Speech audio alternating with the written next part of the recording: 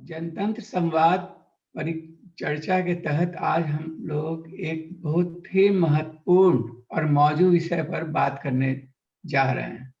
और खुशी की बात है कि हम एक आंदोलन से निकले एक वाहिनी धारा के दोनों साथी हैं जो बातचीत में हिस्सा ले रहे हैं, बात करेंगे।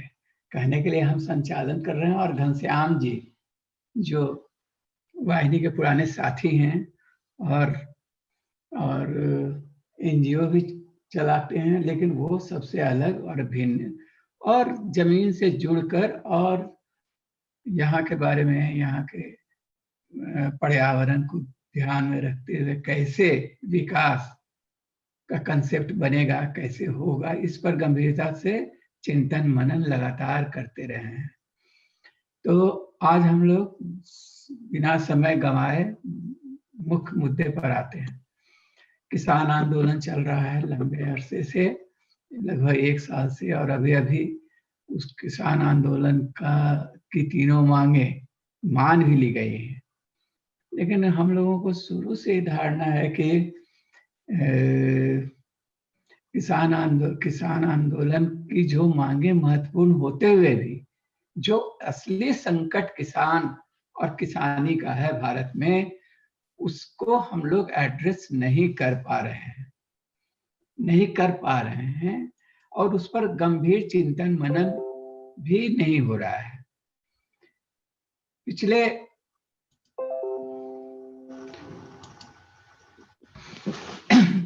इधर एक शब्द नया उछला है कि जीरो बजट वाली खेती एक समस्या का समाधान हो सकता है। ऐसे इस पर 5 बरस से सरकार लगातार इसको बढ़ावा देने की बात कर रही है और इसको एक विकल्प के रूप में पेश कर रही है, लेकिन इस पर सीरियसली काम नहीं हो रहा है। कभी ठीक से काम नहीं हुआ है, ना विचार विमर्श ही ठीक से हो पाया है। जीरो बजट दरअसल है क्या?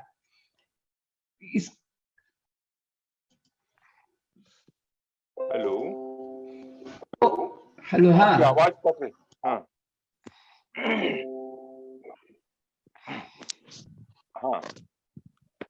कट रही आवाज आपकी विनोद जी। अब आप अपनी बात रखिए घनश्याम जी। विनोद जी को धन्यवाद। आपने जो बात उठाई है और आज का जो विषय है वो बहुत ही महत्वपूर्ण विषय है, और ये विषय तब और भी महत्वपूर्ण बन जाता है जब किसान आंदोलन को एक सीमित सफलता मिली है और आज की इस अहंकारी सरकार को झुकना पड़ा है किसानों के आंदोलन के सामने, शांतिपूर्ण आंदोलन के सामने, किसानों के सत्याग्रह के सामने। अब आगे का चरण क्या हो, आंदोलन किस ढंग से आगे बढ़े कि खेती किसानी करने वाले लोगों के साथ न्याय हो, खेती किसानी करने वाले लोग जो है अपनी टिकाऊ खेती के दृष्टिकोण से आगे बढ़ें, यह एक महत्वपूर्ण सवाल है। और आज का जो विषय जो रखा गया है जनतंत्र संवाद की ओर से, वह मौजूद विषय है। और जैसा कि एंकर महोदय ने कहा, विनोद जी ने कहा कि इस पर कोई गंभीरता से चिंतन अभी नहीं हो पा रहा है, तो हमें लगता है कि ऐसा नहीं है कि खेती किसानी की समस्याओं पर जो कि बड़ा संकट उभर कर सामने आया है उस पर चर्चा नहीं हो रही है। चर्चा हो रही है, लेकिन अमूमन उस चर्चा को आज के जो कॉरपोरेट मीडिया है वह उछालने की कोशिश नहीं करता है, उसको दबाने की कोशिश करता है, और इसीलिए वो बातें उभर करके सामने नहीं आती हैं। मैं जहां तक जानता हूं, जितनी जानकारी मेरे पास है, और जिस खेती किसानी की बात जीरो बजट के बारे में आज कही जा रही है, जीरो बजट तो आज का शब्द है, लेकिन अगर आप देखेंगे तो इसको आप कह सकते हैं कि हमारे यहाँ जो परंपरागत खेती थी, जो इंडिजिनस एग्रीकल्चर सिस्टम था, जो प्राकृतिक खेती की व्यवस्था थी, प्रणाली थी, अगर जीरो बजट को थोड़ी बारीकी से देखेंगे तो यह बात समझ में आएगी कि वह हमारे आदिवासी समाज ने, हमारे वंचित समाज ने अपनी खेती किसानी को आगे बढ़ाने के लिए जिस प्रणाली का इस्तेमाल करना शुरू किया था, क्योंकि जंगल के बाद जब खेती किसानी सामने आई और जब देखें तो जो धान की बात है या गेहूं की बात है या अन्य फसलों की बात है, तो यह सब जो चीजें हुई हैं वह कुल मिलाकर के हमें यह मानते हैं कि इस माने जो प्रणाली रही है वह प्रकृति से ज्यादा जुड़ी रही थी। हमारे पुरखों ने जब खेती किसानी को आगे बढ़ाया, और मेरा मानना है कि खेती किसानी को आगे बढ़ाने में सबसे बड़ी भूमिका महिलाओं की रही है। अगर सभ्यता के पूरे जो इवोल्यूशन को अब देखेंगे, तो उद्विकास को देखेंगे, तो बात समझ में आएगी कि सभ्यता के प्रारंभिक दौर में महिलाओं ने खेती किसानी को और पशुपालन को आगे बढ़ाया, और उसके कारण महिलाओं ने जिस खेती का मैंने विकास किया, जिस खेती को प्रोन्नति दी, वह खेती किसानी प्रकृति से जुड़ी हुई थी। और जो प्रकृति से जुड़ी हुई खेती किसानी है, वही वास्तव में जिसको कह सकते हैं परंपरागत खेती है, या कह सकते हैं कि आज की भाषा में आप जिसको जीरो बजट कह सकते हैं। हालांकि जैसा कि शुरुआत में रामचंद्र जी ने कहा कि जीरो बजट का मतलब क्या होता है, क्या जमीन की कीमत नहीं है, क्या उसमें जो थोड़ा बहुत पानी लगेगा उसकी कीमत नहीं है, क्या उसमें अन्य जो सामग्री लगेगी मैंने बीज से लेकर के तमाम उसकी कीमत नहीं है? निश्चित तौर पर है। लेकिन जीरो बजट की जो परिभाषा पिछले 2 दशक में खास करके है, या 4 दशक 3 दशक में तो कह सकते हैं, 3 दशक में जो प्रक्रिया आगे बढ़ी, क्योंकि अगर जीरो बजट की बात करें तो इसको पहली बार भारत में स्थापित करने का काम जो है सुभाष पालेकर जी ने किया और उसके अन्य मित्रों ने मिलकर किया कि हम जो है जीरो बजट को यहाँ एक देंगे। लेकिन आप समझ लीजिए कि जीरो बजट को यहाँ स्थापित करने के पहले वो जापान गए थे, और जापान में जो उस समय के वैज्ञानिक और दार्शनिक कृषि वैज्ञानिक और दार्शनिक थे, जिसको फुकुओका कहते हैं, फुकुओका नाम है उनका, और उन्होंने एक किताब लिखी थी जो किताब बहुत प्रचलित हुई। भारत में भी उस किताब को काफी प्रशंसा मिली है, काफी मतलब शोहरत मिली है। वो किताब जो है वन स्ट्रॉ रेवोल्यूशन का है, जिसका कि हिंदी अनुवाद हुआ है तिनके से आई क्रांति। तिनके से आई क्रांति में उन्होंने यह दर्शाने की कोशिश की है कि हम प्रकृति को बिना छेड़छाड़ किए या कम से कम छेड़छाड़ किए हम वैसी खेती का विकास कर सकते हैं, वैसी किसानी का विकास कर सकते हैं जिसमें लागत नहीं के बराबर होगी। और जो नहीं के बराबर की जो लागत है, इसको समझाते हुए उन्होंने जो अपनी किताब में कही है, उस बात को समझना बहुत जरूरी है, खास करके हम लोगों को जो कि खेती किसानी के आंदोलन को आगे बढ़ाना चाहते हैं, खेती किसानी को बचाने के अभियान को आगे बढ़ाना चाहते हैं। उनको निश्चित तौर पर मुझे लगता है कि यह किताब पढ़नी चाहिए। वह किताब सहज ढंग से उपलब्ध तो नहीं है, लेकिन हमें लगता है कि वो किताब में जरूर कुछ मित्रों के पास होगी। हमारे यहाँ भी लाइब्रेरी में किताब है वो, तो वह जरूर पढ़नी चाहिए। और यह 80 के दशक से जो है फुकुओका ने इस बात की शुरुआत जापान में की थी, और फिर वहां की तस्वीर को उन्होंने बदल दिया, एक तरह से जापान की खेती की तस्वीर को उन्होंने बदल दिया, और वहीं से माने जिसको कहते हैं, जिसका नाम उन्होंने दिया था नेचुरल खेती, माने प्राकृतिक खेती, नेचुरल मतलब फार्मिंग, यह बात उन्होंने कही थी। बाद में इसको लोगों ने उसको टर्मिनोलॉजी में जीरो बजट की खेती की बात कही जाने लगी। तो यह बात बहुत साफ है। अगर हम इसको ये कहें तो हमें लगता है कि इसके बारे में उनको समझना चाहिए क्या इसके। हाँ, एक मिनट, हम इसको आपकी बात को फिर से जरा सा, क्योंकि बीच में कुछ डिस्टरबेंस हुआ था। देखिए, जीरो बजट के बारे में जो कंसेप्ट है वो सीधा है कि परंपरागत और प्रकृति के करीब की खेती।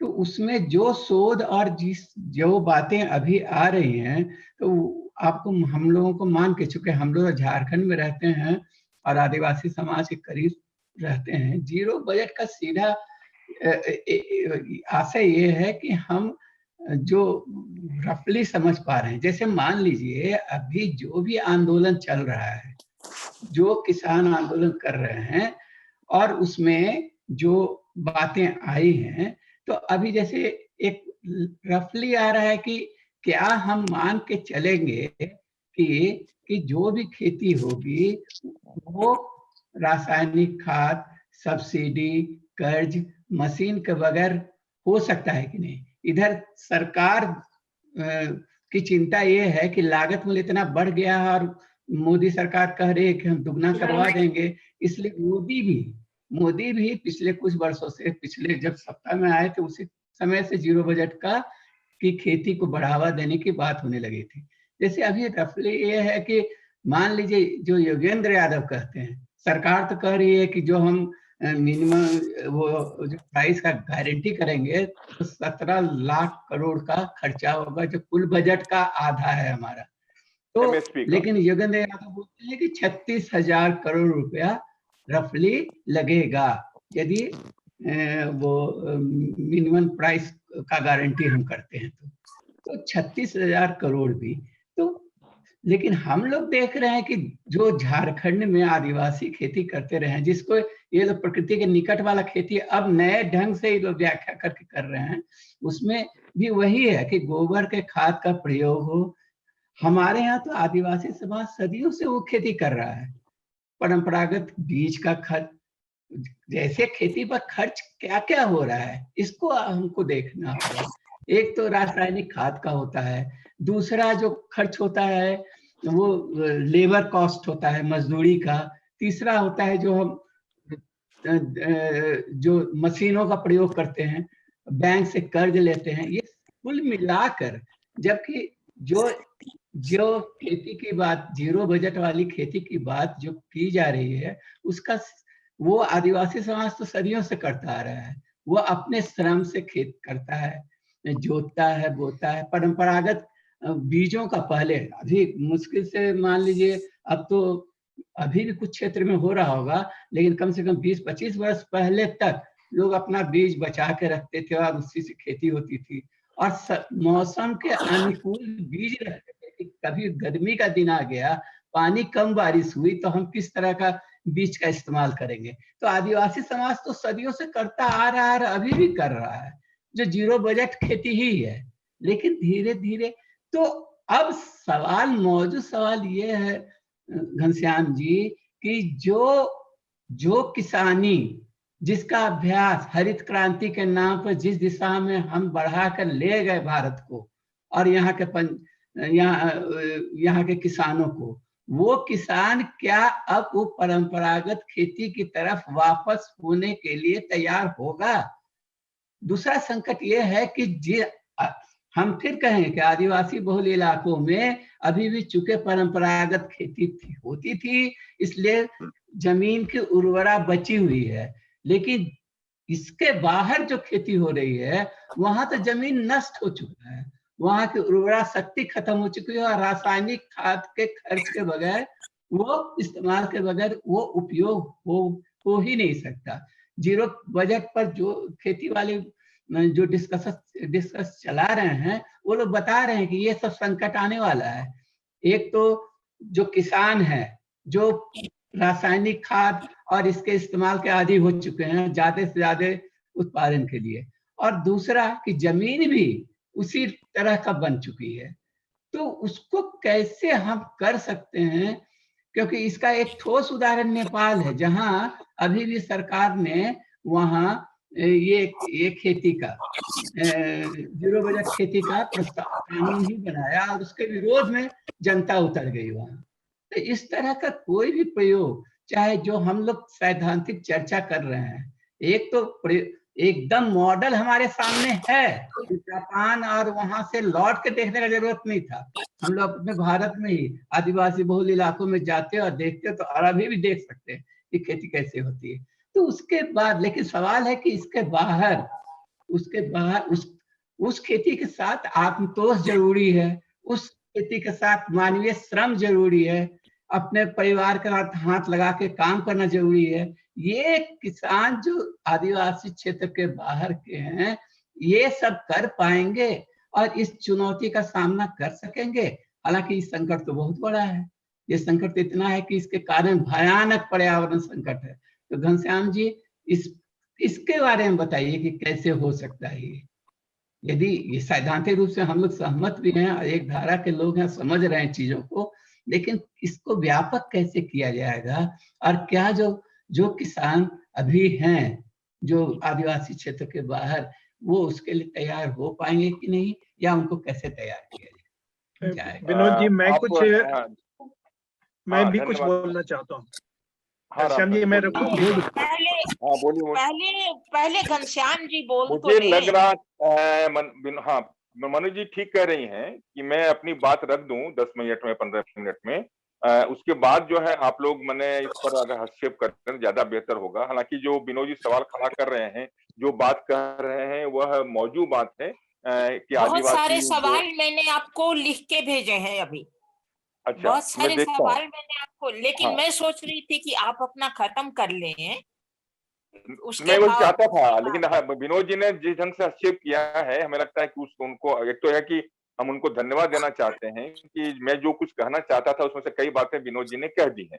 लेकिन विनोद जी ने जो सवाल खड़ा किया है, वह उस पर सवाल पर भी हम बात करेंगे। लेकिन पहले हम जो है कि जो जीरो बजट की खेती की बात जो चर्चा चल पड़ी है, और खास करके 2019 में जब निर्मल सीतारमन ने जो है बात रखी थी कि हम जीरो बजट को आगे बढ़ावा देंगे, और फिर उन्होंने अलग से बजट भी बनाया था।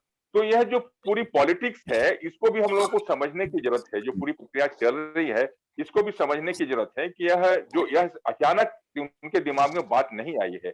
दुनिया के स्तर पर जो परिवर्तन हो रहे हैं, और खास करके खेती किसानी में जो परिवर्तन हो रहे हैं, उससे ही उपजी हुई ये बात है। और जापान ने जब मैं कह रहा था फुकुओका की बात मैं कह रहा था, तो मैं इसलिए समझाने की बात कर रहा था कि वास्तव में उनके सिद्धांत को समझना बहुत जरूरी है। वैसे देखिए, अभी 2-3 तरह की बातें इसके बारे में आई हैं। संघ और उनके विचारधारा के जो लोग हैं, उसको इस खेती को जो है ऋषि खेती कहते हैं। और ऋषि खेती कहते हुए वो जो है पाराशर ऋषि से, जो कि कृषि वैज्ञानिक थे, उससे इसको जोड़ करके जिसके बारे में कहा जाता है कि वो कृषि वैज्ञानिक थे, उससे जोड़ करके उसको मैंने देखते हैं, और इसलिए उनका नाम उन्होंने ऋषि खेत दिया है, खेती नाम दिया है। जबकि जो फुकुओका है, जो जापान के दार्शनिक हैं और कृषि वैज्ञानिक भी हैं, उन्होंने साफ तौर पे कहा था कि यह प्राकृतिक खेती है, और हम प्रकृति के नजदीक जितना जाएंगे, और जिसको कि हम लोग आज के समय यहाँ पर नैसर्गिक खेती भी कहा जा रहा है। तो नैसर्गिक खेती है, प्राकृतिक खेती है, परंपरागत खेती है, आदिवासी खेती है, इंडिजिनस खेती है, ऐसा हम नाम दे सकते हैं, ये अलग बात है। लेकिन कुल मिलाकर के इसके बारे में जो आज जीरो बजट की खेती आई है, उसके में से कुछ बातें हैं जिसको समझना बहुत जरूरी है। वो यह है कि हमें सिद्धांत के तौर पर कि हमें जुताई नहीं करनी, प्रकृति के ऊपर हल चला करके हम जुताई नहीं करेंगे। बिना जुताई की भी खेती हो सकती है, बिना जोतने की भी खेती हो सकती है, बिना हल चलाए भी खेती हो सकती है। यह एक सिद्धांत रहा है, और ये पहला सिद्धांत है। दूसरा है कि उसमें उर्वरक नहीं डालना है। उर्वरक मतलब वैसी चीजें, दूसरी बात है कि जो उर्वरक मतलब जो कि उपज में बढ़ावा देता है, उपज को बढ़ाता है। तीसरी बात है कि कीटनाशक नहीं डालना है, और वनस्पति नाशक जो चीजें हैं उसको नहीं डालना है। यह बहुत साफ बात है। और चौथी बात है कि निराई गुड़ाई नहीं करनी है। जो हम लोग किसान आमतौर पर करते हैं, गुड़ाई करते हैं, निराई करते हैं, वह नहीं करना है। और पांचवी बात है वह है कि छटाई नहीं करनी है। यानी किसी भी तरह की मशीन का मने न्यूनतम मने नहीं के बराबर इस्तेमाल करना है, और संभव हुआ तो थोड़ा बहुत इस्तेमाल करना है। इसके बारे में वन स्टोर रेवोल्यूशन में जो है क्या बोलते हैं, तिनके शाही क्रांति में जो फुकुओका ने बहुत साफ तौर पे बात कही है। जहां तक विनोद जी कह रहे हैं, मैं उनकी बातों से सहमत हूं, और हम लोग भी ऐसा ही मानते रहे हैं। लेकिन इसके पीछे के जो विकास के सिद्धांत हैं, इस बात को समझना बहुत जरूरी है। हमें लगता है कि जिस तरह से औद्योगिक क्रांति के बाद जो प्रक्रिया पूरी तरह से चली, उस प्रक्रिया में मूल बात क्या थी? मूल बात थी कि प्रकृति को गुलाम बनाना है, प्रकृति को गुलाम बनाना है, और उसके साथ साथ प्रकृति को गुलाम बनाने के लिए इंसान को गुलाम बनाना है। और प्रकृति और इंसान को गुलाम बना करके हम औद्योगिक क्रांति का विकास कर सकते हैं, मशीनों का विकास कर सकते हैं, और मशीनों के विकास करके हम तेजी से हम जो है अधिक से अधिक उत्पादन कर सकते हैं, जिसके बारे में गांधी ने कहा था कि मास प्रोडक्शन की परिकल्पना सामने आई, और यह जो मास प्रोडक्शन की परिकल्पना है वह शैतानी सभ्यता की परिकल्पना है, जिसके बारे में गांधी ने बहुत साफ तौर पर अपने मतलब हिंद स्वराज में यह बात कही है। तो यह शैतानी सभ्यता को समझना, अगर हम वास्तव में जीरो बजट की खेती की परिकल्पना को समझना चाहते हैं, अगर वास्तव में हम नैसर्गिक खेती की परिकल्पना को समझना चाहते हैं और प्राकृतिक खेती को, तो निश्चित तौर पर हमें विकास के जो सिद्धांत हैं, विकास की जो प्रणालियां हैं और विकास की जो तकनीक है, इन तीनों बातों को हम लोगों को समझना पड़ेगा। बिना इन तीनों बातों को समझे हम आगे नहीं बढ़ सकते हैं। तो एक तो मुझे लगता है कि इसके बारे में हम तमाम जो जमात के लोग हैं, जो परिवर्तन में विश्वास करते हैं, परिवर्तन के आकांक्षी लोग हैं और परिवर्तन की जरूरत वाले लोग हैं, वैसे लोगों को निश्चित तौर पर इसके बारे में हम लोगों को बात करनी चाहिए कि किस तरह से हम प्रकृति के साथ साहचर्य का रिश्ता बना करके, प्रकृति के साथ दोस्ताना रिश्ता बना करके हम खेती किसानी को आगे बढ़ाएंगे। माने जो प्राकृतिक खेती है या जो जिसको बोलते हैं जीरो बजट की खेती है, यह इस बात को दर्शाती है। तो एक तो इस बात को समझना हमें लगता है बहुत जरूरी है। और इसके बारे में आप देखें तो मेरा मानना है कि आज भी आदिवासी समाज, जिसके बारे में विनोद जी ने कहा, आदिवासी समाज भी या अन्य समाज भी जो कि प्रकृति के साथ सीधे जुड़ा हुआ है, मूलवासी भी कह सकते हैं, जुड़ा हुआ है, वह समाज आज भी जो खेती किसानी कर रहा है, वह खेती किसानी उनके बाजार पर निर्भर नहीं है। माने उनकी खेती किसानी बाजार पर निर्भर नहीं है और बाजार ने वहां कम से कम घुसपैठ किया है। लेकिन जहां हमने हरित क्रांति के नाम पर अधिक से अधिक अन्न उपजाने के लिए की कोशिश की, और हम जानते हैं कि ये बात 65 के बाद 1965 के बाद अधिक अन्न उपजाने का नारा दिया गया, और अधिक अन्न उपजाने के लिए जो हमारी जमीन है, जो मिट्टी है, जो पानी है, जो हमारा हुनर है, जो हमारी माने जीवन पद्धति है, हमारी जीवन शैली है, खान पान है, उसमें तब्दीली लाने की कोशिश की। और मैं अच्छी तरह से जानता हूं, मेरा जो अनुभव है आप लोगों को भी होगा, 1967 में जब अकाल पड़ा था बिहार में, जिसके बारे में बहुत सारी जानकारियां हैं लोगों के पास, 67 के अकाल में जो जानकारियां, उसके बाद जो अमेरिका की तरफ से जो सहायता आई, वो गेहूं आया और जो वहां के दूध आए और वहां के जो तेल आया सोयाबीन के, उसने हमारी जो माने क्या बोलते हैं खाने की पूरी पद्धति थी, जिसको बोलते हैं माने भोजन की पूरी पद्धति थी, भोजन के जो ये थे उसको बदल दिए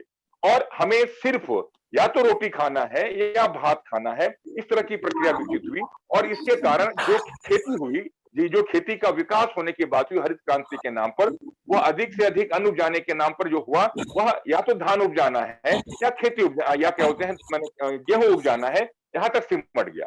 और इसके बारे में आप जानते हैं कि हरित क्रांति के नाम पर जो पूरी प्रक्रिया चली, जो बहस चली, वह आने वाले दिनों में दो बड़े वैज्ञानिक, जिसमें से एक स्वामीनाथन है, जिन्होंने आज कमेटी बनाई, जिसकी कमेटी के बारे में हम लोग बहुत ये करते हैं, एक स्वामीनाथन थे और जिन्होंने ग्रीन रिवोल्यूशन को माने तरजीह दी, और ग्रीन रिवोल्यूशन को तरजीह देते हुए उसमें अधिक से अधिक बाजार का हस्तक्षेप करवाया, हाइब्रिड चीजों को किया, उसके साथ साथ रासायनिक खाद का प्रचार किया, उसी तरह से रासायनिक दवाओं का जो है प्रचार किया, यह बात थी। लेकिन उसी समय उड़ीसा के जो वैज्ञानिक थे, कृषि वैज्ञानिक थे, डॉक्टर रिचारिया, उन्होंने बहुत साफ तौर पे कहा था कि अगर हम ग्रीन रिवोल्यूशन की प्रक्रिया को आगे बढ़ाते हैं तो भारत में 4000 साल से चली आ रही खेती की परंपरा को, माने जब से एक तरह से संगठित खेती की शुरुआत हुई, परिवार में ने संगठित ढंग से खेती की शुरुआत की, इस 4000 साल की पूरी परंपरा को खत्म कर देंगे। और जो यहाँ की डाइवर्सिटीज है, प्रकृति में जो विविधता है, जैव विविधता है, उसको खत्म कर देंगे। और उसका जो दुष्परिणाम होगा, उसका सबसे बड़ा दुष्परिणाम जो है इंसान की जिंदगी पर पड़ेगा, मिट्टी की जिंदगी पर पड़ेगा। और मिट्टी को हम अधिक से अधिक जो है शराबखोर, जिस तरह से शराब पीने वाले लोग थोड़े से शुरुआत करते हैं और बाद में जब नशेबाज बनते हैं तो उनका खुराक जो है बढ़ता चला जाता है, उसी तरह से जमीन से अधिक उपज लेने के लिए जमीन को हम अपना इनपुट डालते हैं जमीन में, और वह इनपुट जो होता है वह रासायनिक खाद का होता है, वह जो उसको फसलों को बचाने के लिए दवाइयों का होता है। तो यह बात बहुत साफ है, और इसीलिए रिचारिया की बात को उसमें नहीं माना गया, जबकि रिचारिया ने साफ कहा था कि छत्तीसगढ़ से लेकर के झारखंड और बिहार, उसमें झारखंड नहीं था, उसमें बिहार था, और जो उड़ीसा का इलाका है, इस पूरे इलाके में लगभग लगभग लगभग 40,000 से अधिक सिर्फ धान के बीज हैं, प्रकार है, 40,000 प्रकार के धान हैं। और वो आप देख लीजिए, आज हम जब बहुत कोशिश करते हैं तो मुश्किल से जो जानकारी हमारे पास उपलब्ध हो रही है वह 350-400 इस प्रकार के धान के बीज ही उपलब्ध हो पा रहे हैं, जिसके लिए कुछ वैज्ञानिक भी काम कर रहे हैं, कलकत्ता में, उड़ीसा में मैंने काम कर रहे हैं, आदिवासी इलाके में जो काम करने वाले लोग इकट्ठा कर रहे हैं। तो यह बात हमें समझना बहुत जरूरी है कि हमने ग्रीन रेवोल्यूशन के नाम पे भारत को, अपने देश को अनाज के बारे में स्वावलंबी बनाने की बात जरूर की, लेकिन इस स्वावलंबन में जो परावलंबन छिपा हुआ था, जो कर्जा छिपा हुआ था, इसके बारे में हमने जो है तो इस पर कभी ध्यान नहीं दिया। और आज जैसे कि इस खेती किसानी के कारण या आज के विकास की नीतियों के कारण जो प्रक्रियाएं अपनाई गई, जो तकनीक अपनाया गया, और वह उसके कारण जो है अपना देश कर्जखोर होता चला गया। और चार्वाक का वह सिद्धांत मैंने लगता है कि लोगों ने अपना लिया कि यावम जीवित, मैंने क्या बोलते हैं, ये मैंने उसका जो है यावम जीवेत सुखम जीवेत, यावम जीवेत सुखम ऋणम कृत्वा घृतम पिबेत, ऋणम कृत्वा घृतम पिबेत। सही, धन्यवाद मनोज जी। यावम जीवेत सुखम जीवेत ऋणम कृत्वा घृतम पिबेत। तो ऋण लेकर के जो घी पीने की जो बात है वह बात चलती रही, और आज का परिणाम आज हो रहा है कि भारत के हर लोगों पर, यहाँ तक कि बच्चों पर, जो पूरी आबादी है उसमें लगभग 80,000 रुपया का कर्जा हो गया है। और यह सब कुछ हो रहा है, उसमें मुख्य भूमिका वर्ल्ड बैंक की थी, मुख्य भूमिका IMF की थी, मुख्य भूमिका जो है FAO की थी, फूड एंड एग्रीकल्चर ऑर्गेनाइजेशन, जो अंतर्राष्ट्रीय संगठन है, उसकी थी। और उसके आधार पे आज इसका दुष्परिणाम बहुत जो सामने दिख रहा है वो यह दिख रहा है कि हमारा जो क्लाइमेट है, जिसको हम जलवायु कहते हैं, जल और वायु कहते हैं, उसमें बड़ा संकट पैदा हो गया है। और अगर इस संकट, आज पूरी दुनिया ये मानने लगी है कि अगर हम जलवायु संकट से निजात पाना चाहते हैं तो हमें खेती की इस पद्धति को बदलना ही होगा, क्योंकि खेती की इस पद्धति को हम नहीं बदलेंगे तो निश्चित तौर पर दुनिया सर्वाइव नहीं करेगी, लोग सर्वाइव नहीं करेंगे, क्योंकि मिट्टी सर्वाइव नहीं करेगी, क्योंकि मरुस्थलीकरण की प्रक्रिया जो है, जिसको डेजर्टिफिकेशन कहते हैं, वह प्रक्रिया बहुत तेजी से बढ़ रही है और पूरा का पूरा जमीन जो है ऊसट बोलते हैं बन रही है, और नदियां बर्बाद हो रही हैं, प्रदूषित हो रही हैं, और वह उसका पानी भी जो है अब उपज के लायक, सिंचाई के लायक नहीं रहा है। तो हमें लगता है कि जीरो बजट की खेती की बात अगर हम करना चाहते हैं तो निश्चित तौर पर विकास के जो सिद्धांत हैं, विकास की जो तकनीक है और विकास की जो पूरी प्रणाली है, इस अवधारणा पर ही हमको हमला करना पड़ेगा।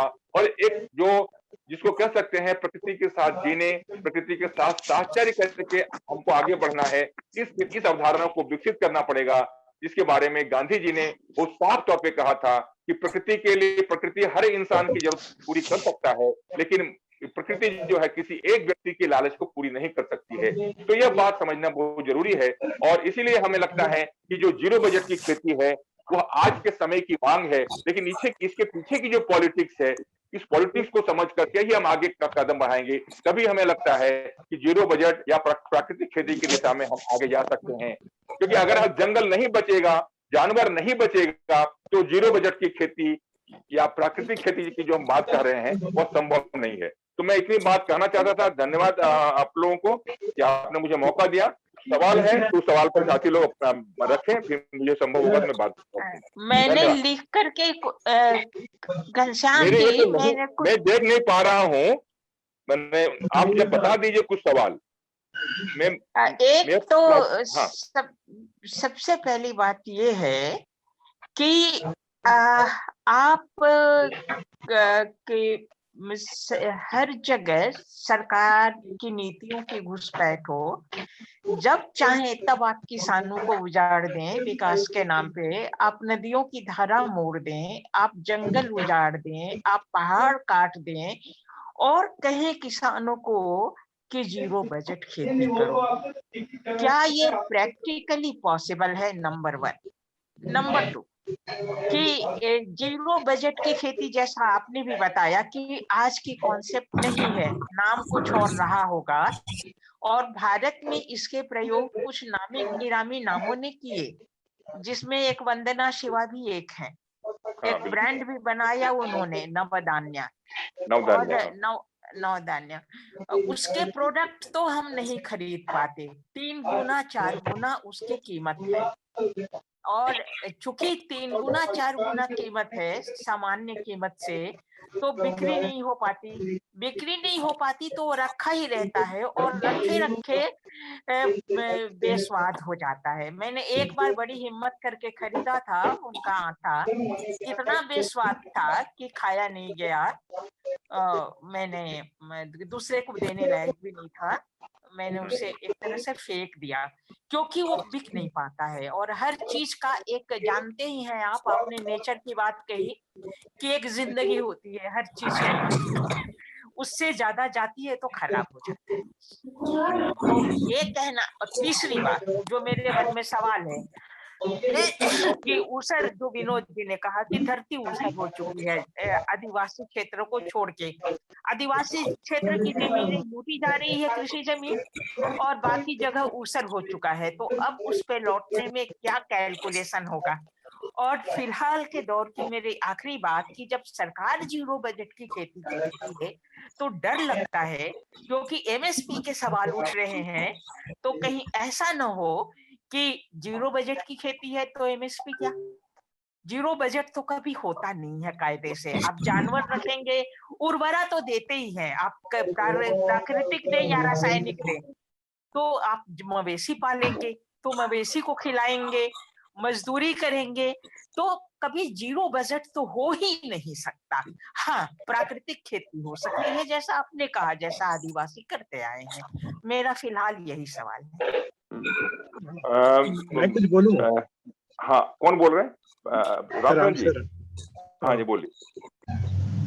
समय कम है, इसलिए मैं संक्षेप में बात रखना चाहूंगा कि आपने पर्यावरण के सवाल को उठाया है, वो महत्वपूर्ण है, लेकिन इसके साथ साथ राजनीतिक और आर्थिक सवाल भी महत्वपूर्ण है। अभी किसानों ने जो आंदोलन किया, वो लागत के आधार पर खेती का मूल्य पाने के लिए, उसमें लागत में कुछ लाभ जोड़ करके उनको मिलना चाहिए। लेकिन यह सफलता किसानों के हाथ से तब निकल जाएगी जब उनको मूल्य तो अच्छा मिल जाएगा, लेकिन उस मूल्य में से वो खाद और बीज और कीटनाशक के नाम पर सारा पैसा की पूंजीपतियों के हाथ में चला जाएगा।